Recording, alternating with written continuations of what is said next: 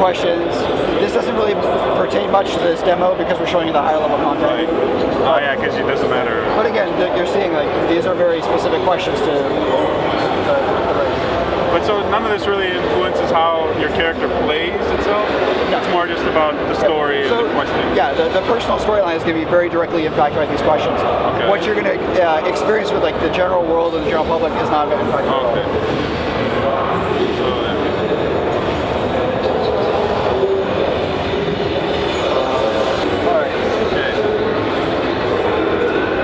Are more animated.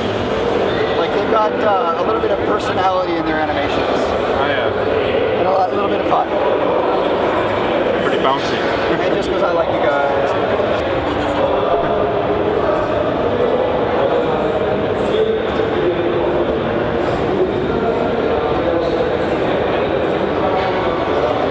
So yes, they have personality. Will you be able to customize any of that? Like, no.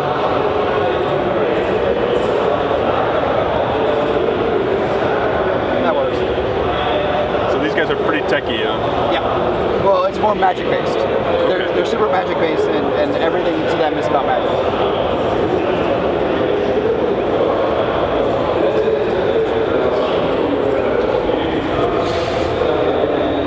So this whole map is about the undead being risen up for more and kind of assaulting this area. So there's a massive kind of defense. Like we have this giant undead ship that rises up from the ocean floor. And so there's an event to actually sink it back down. And so there's one of these things where there's multiple things that are going on. Like you can use the catapults to attack the ship. There are cannons along the shoreline right there, one being broken, and a couple in the back, so you can assault the undead that are coming down and but we also have NPCs, like these engineers who can repair them in case like the undead rise up and break them down. And since every player can resurrect, if you see one of these NPCs down, you can just interact with them, get them back up on their feet, and then go. So that's why there's no dedicated healer. Everyone's got their own heal skill, and everybody can res somebody else. The other thing that we showed off last year is the down mechanic. So when my health goes to 0, I'm not dead. I'm just on the ground and I can fight back. Right. And if I'm able to kill something, then I can rally back up and get myself back up. When I'm in the down state, or if I'm dead and completely defeated, other players can come and help get me back up faster. All right. So yeah. Massive elite events that get a lot of players coming in. Like I said, there really isn't like you don't need a healer for this. You don't need a tank specifically for this. It's all about coming together, and there's multiple objectives. But again, like some people are going to be defending, and like these guys are beating down the undead as somebody else is using the catapult.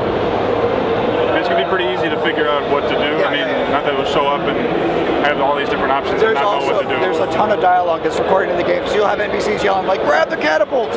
We need to sink the ship!" So like, there's a visceral stuff going on to help you kind of figure it out. That's cool. So you can actually go grab the catapults and actually sink the ship. It's not just noise in the background. Exactly.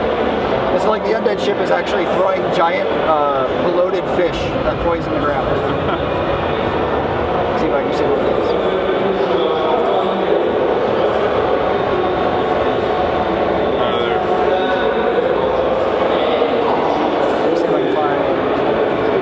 So what's been your favorite thing of working on this game? So being able to tell these kind of the individual stories of the maps and kind of have these, each one kind of feeling just a little bit different, that there's something going on and that the world is alive, and being able to really bring players together, I think is fantastic. Oh, so like you see this guy's in a down state, I can come help him. So now he's back up and into action. And so now now I'm in the catapult, or so now I can flip the stuff at the head.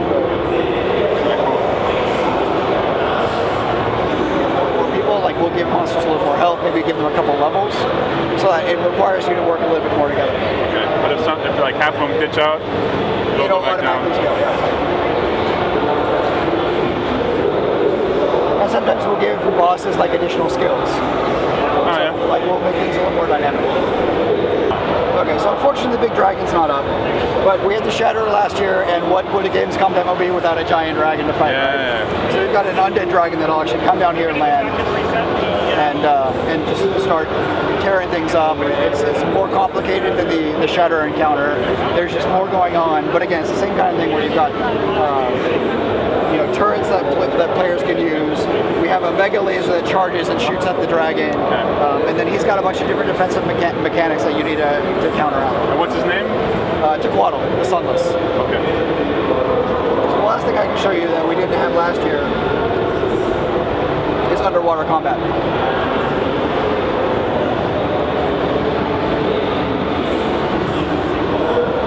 You get a whole new set of skills then when you jump underwater. So one of the things is like there's 2 weapon sets for when you're on land, and then there's 2 for underwater. There's specific weapons. Like the thief is using like a spear gun and a harpoon. So when you're on the surface of the water, you can't attack, but you're swimming faster. So you can, like, if you want to get from one location to the other, you can just do that. But like when you start diving down, then things get interesting. First off, we give everybody a breathing apparatus. There's no breathing bar. There's nothing. This is automatic. You don't need to worry about, oh God, I'm running out of breath. I need to get back to the surface. That's not how it works. Second, we've swapped out everything, all your skills, so it's all based on those conditional weapons. And you still have your utility skills that will have some component that works underwater as well. So will there be underwater PvP as well? I don't know if we said yet. Okay.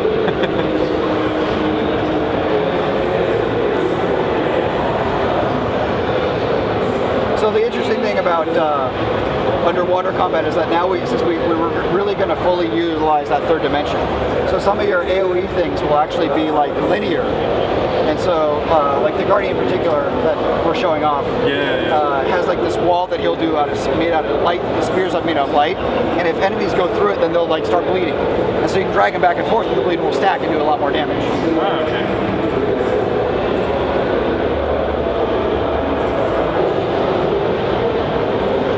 With that circle area buff? Would that be more like a... It won't be ground-based, but we'll do some more things that'll be kind of more like spherical or just floating in the air. Because ground targeting doesn't work underwater. Right. So that's one of the reasons why we knew we had to do something different.